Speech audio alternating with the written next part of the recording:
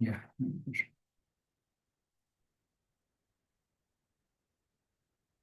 Okay. So this part was left. We'll just quickly go through it so that we can move on to the next PPT. Uh, Continuing from the last session, we understood the basics about the BMS activities, what all generalistic terms are covered into BMS, and which section of what portion within BMS we saw. One was for the sensing part, and was the safety part, and the diagnostics part, etc. And also we saw some basics about various cell level data and how it differs and and why it matters, why the balancing is required in these series connections, all those things. And then this is the part about what the BMS has to estimate, basically the percentage that we see on our mobile phones or any other scene, how much percentage of battery is spending. So that is the thing that we call it as SOC, the state of charge, and that we need to estimate based on the available data, that is the voltage curves and any other sensory data that it can collect. But I did mention it to you last time. I showed you the graph that the characteristics for the discharging. It starts off from a certain voltage and then it becomes slightly flat towards, and then again it goes down with this. Okay. So for most of the operations, this central voltage, which is almost the same for 60 to 80% of the battery's overall capacity.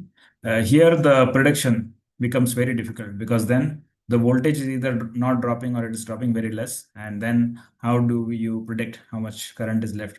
That becomes a challenge for the BMS. So these kind of activities require some special uh, care or some special algorithms which can help it detect or estimate how much percentage it's having. Okay, and in some cases, power estimation as well. Okay. So to do this, the general model, like you guys have already done a lot of research and study in the last week for our own BMS development project. So by now, I think you guys would have a fairly good idea. But this is how the basic thing works on it. The initial parameters for it is the voltage that is the cell is having, the current that it can collect by some methods, and the temperatures. And using these values, it does some calculations at ends, and then it is able to calculate the state of charge, the resistance, you know, the charge on the pack. And then through the further calculations within this, we are able to predict energy and power within the pack. And what goes into this part basically is whatever your software, firmware are going to be, and certain components of hardware that are going to be here. Okay. Within diagnostics, uh, it has to detect if there are any cells that are not able to perform well. For example, if one particular cell is getting discharged continuously and it is requiring balancing more frequently, and you need to understand that, okay, there is some sort of issue into a cell, or if there is some uh, other mechanical fault within a cell, then the BMS is supposed to detect these activities. This was the external abuse, then also any internal failure that is happening within the component itself. So the BMS must detect and log any voltage, current, temperature sensor failures within the bag, any balancing system issues that is having. Often it happens that the sensory connections that we have bonded onto the cells, the wires basically, some of them they first crimp it into a small connector and they bolt it, and some of them they just solder it onto the sides, or in some cases these components are laser welded. And whatever connection it may be, there are chances that since these are the thin wires, they may break during vibrations, during the operation due to vibrations. or any other mechanical failure probably, or some other electrical failure that may occur. And then if this balancing wire is cut off, the BMS is supposed to detect that, okay, the one of the wires for the cell system is not working. And then any other contactor failure. So in our case, we are not focused on contactor because it's a small low voltage pack. But as these packs are made for larger vehicles, or even in some cases for two-wheelers, a dedicated BMS is there, where contactors are also there. And in many cases, this contactor failure occurs, and the BMS is supposed to detect this contactor failure. Any other coolant flow that is there, which is functioning, which is passing fluid or air, or that operation fails, it should be able to detect these things. And any loss of communications or any mix-up of information that may be caused. This happens towards the interface for the user, where some of the information may be missing due to certain software issues. It should also be able to detect these kind of failures. So all of this basically comes into internal failure detection. uh, you Everybody is now already aware of state of charge, and one more important parameter is the state of health. So if we consider the um, for you guys, you know that one charging and one discharging is considered as one cycle for a pack, for any cell basically. Okay, and may it be LFP cell or NMC cell, whichever chemistry we are using, the number of times you can charge and discharge this battery pack or this battery cell without dropping your capacity less than 80% of its original capacity. That is what we consider a good life cycle for that. That is what we consider life cycle for that pack. So if somebody is saying that your LFP cell or your battery pack has a life cycle of 2500 cycles, what it means that for 2500 cycles, the capacity of the battery pack up to 2500 cycles is uh, somewhere between 100 to 80% of its original capacity. And then after 2500 cycles, further cycles, you'll observe that the capacity drops very rapidly. So you would have observed in your old mobile phones or in your parents' mobile phones, uh, the the phone fairly discharges. It discharges fairly quickly, like in 30 minutes or 1 hour in some cases. Okay. Um, this happens because the life cycle on that the battery pack into their phone has dropped significantly, and it has already surpassed its usable life cycle.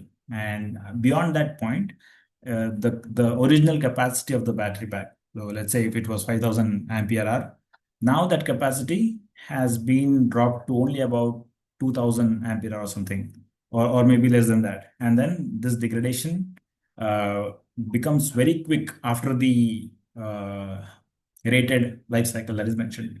So the detection of this state of health is one of the critical factors for the BMS, and it's very difficult factor because the cycle that I showed you, the charging discharging cycle that you're seeing in the screen, this is an ideal cycle where we charge up to 100%, then we discharge again and completely, and then again we completely charge, and this is going on in a very steady and smooth way.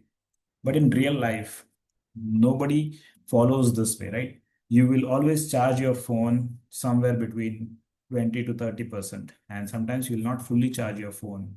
It's the same with electric vehicles. You will sometimes charge your electric vehicle somewhere between 20 to 30%, or sometimes like at 8% or 10%. And then you will again not always fully charge it. And then you'll take it off at 80% or 90% or something like that. And so in real life, estimation of the life cycle becomes difficult. And with this break off cycle that sometimes we are using it halfway, sometimes in your mobile phone, you are using the phone while it is charging. So it is discharging and charging at the same time. These kind of things happen. And when this is happening, there should be some algorithm in place which helps the BMS understand that how much degradation on the pack is happening and how much capacity we have actually lost. So a capacity loss being like, for example, your cell is having, like I gave an example earlier, we'll take more simpler example. Your cell is having a capacity of 100 Ah. Okay. And over the period of times it is charging and discharging, the original capacity of this, it drops down to somewhere about 80 Ah. So this capacity drop happens due to multiple reasons, due to a rise in the internal resistance within the cell, the degradation that is happening. So every charge and discharge cycle is basically your ions, your lithium ions from the cathode side are moving towards to the anode, and then again from the anode it is moving towards the cathode, and there is a separator in between. And during the process is happening, there are some ions which are lost in the process, or some ions which are stuck onto the anode surface, called as plating. And there could be other factors as well. And then there is also some amount of rise in the resistance due to some other factors. And all of these factors collectively result into a loss of capacity. And this loss of capacity, this degradation in the capacity, is basically what leads to the failure of the battery pack, or making it, rendering it unusable, or quickly getting discharged quickly beyond its rated value. And a BMS should be able to estimate this part as a state of health. That's basically a state of health. Uh, you might already see this term if you have an iPhone. It states the state of health of the battery pack, and they mention that if it's below a certain percentage, to get the battery pack replaced or something like that. Something similar is the situation for electric vehicles also. Once the state of health of the battery pack drops below 80%, then we consider it to be not suitable. It's 80 to 70%, in some cases 70%. Then we consider it to be not suitable for the main EV purpose. And then we use that pack for ESS applications, energy storage applications, basically. Anyways, the point being that the BMS is supposed to have some sort of algorithms to understand this drop. Then this is just a general graph giving the operational limits for a BMS. And the protection, basically, it should address these undesirable events, being excessive current during charging or discharging, which comes under the overcharge protection, or deep discharge protection. Short circuits, then over voltage and under voltage, high ambient temperature, overheating, and loss of isolation, and any other external abuse that is happening. So these are the different parameters, and then we try to, like, mark the zone. This is our safe operating zone, and then there are limits to this, that there will be a current limit, there will be a temperature limit for us, various limits and margins that we have mentioned. And beyond those margins, if we are going, then basically that is marked as a failure zone. And so this is how a BMS is trying to figure things out. Okay, the safe limit has been crossed, so it starts giving some sort of warning, for example. And then beyond that particular safe limit that it has, then it considers that it has entered into a failure mode. So these are the basic like ideologies or logic that it has to follow in that. And this is the charging control part. I think since you guys are from ANTC, you might already know this, but for the charging curve, uh, the thing is, for these battery packs, we need to ensure that the battery pack charges fairly quickly. But it can charge fairly quickly if the current is constant, and then the voltage starts increasing. So when your current is constant, that is called as CC charging. Okay, CC is basically constant current charging. Okay. And in that portion, when the current is constant, you can observe it into the voltage scale. The voltage is rising very quickly. This is the time. Okay. So in within 1500 seconds, you can see that the voltage has already reached its maximum limit. But if you trace the same graph on the same timeline here, this is the state of charge, basically. So you can see that while the voltage has already hit the maximum limit, what is happening with the state of charge? It is still at 90% only. It is still somewhere at 90, maybe slightly beyond it, like 90 to 93%, you can say. Okay. So it is not fully charged, but the voltage is reached. And if the voltage has hit the top limit, you cannot charge your lithium ion cell beyond its maximum voltage. So then From this point onwards, the mode of charging switches from CC charging to CV charging. In CV charging, you can see that this zone is the CC part, this zone is the CV part, constant voltage charging. So in constant voltage charging, the voltage remains constant, as we can see here. But as soon as the voltage becomes constant, the large amount of current that we were passing in the beginning, the constant current that we were passing, it cannot be constant anymore because the voltage is constant, so the current has to drop significantly. And so you can see what is happening to the current. As the voltage became constant, the current here, and this is a negative graph, okay, so it's reducing on the top side. So you can see that the current has started dropping down, and it drops down considerably as we approach the 100%. And you can still see that even after 3000 seconds, it has not reached 100%. It is close to 100%. Okay, it is like 99.9, for example. So the thing is, it takes very long time to charge 100% because the current exponentially drops down as we approach towards the maximum limit.